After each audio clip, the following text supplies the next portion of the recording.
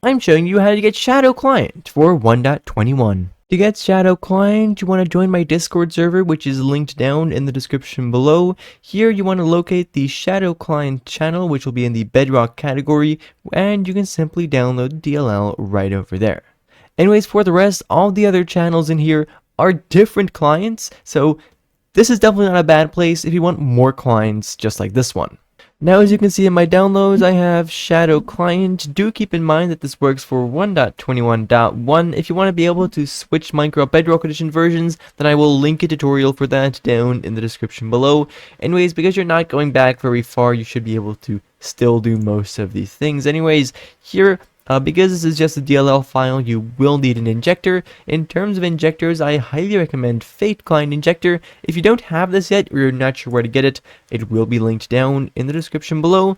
Anyways, here I can simply select the Shadow Client for 1.21.1 and simply inject it just like that. And here we have Shadow Client. Now, yes, I know it looks similar to some potential other things we may have seen before. Oh no, I'm getting flashbacks to that time I almost got cancelled, guys. I have to do it. Come here, pig. P. Diddy won't hurt you. Alright, with that out of the way, this is...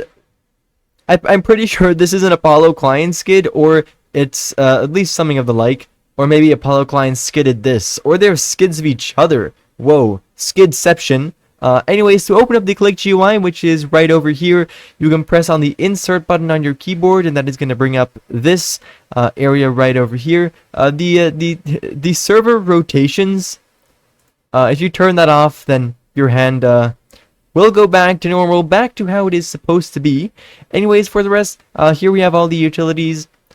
Pretty simple, yet nice GUI. No rounded corners though, which is definitely minus points. Anyways, click on these to turn them on, once again to turn them off.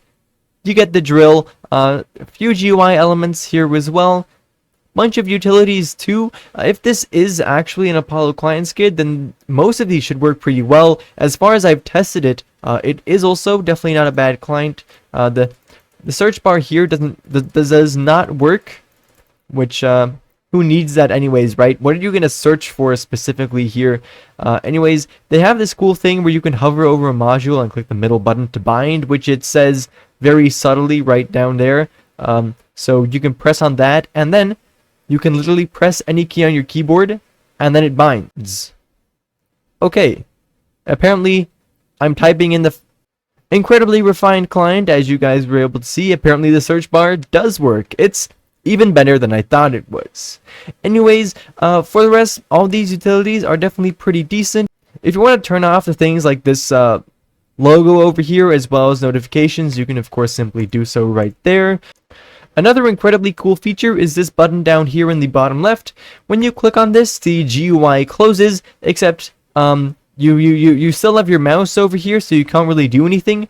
When you use the keys, you can move around. And it's also not an HUD editor because you can't move any of these things. So it's just a weird state in which you have your mouse on your screen and can also move around. So that's definitely very cool. I'm not sure if that has a specific use case. Who knows? It might. Also, I'm not sure why this is my skin. But oh well. Anyways, for the rest, I suppose that was basically that.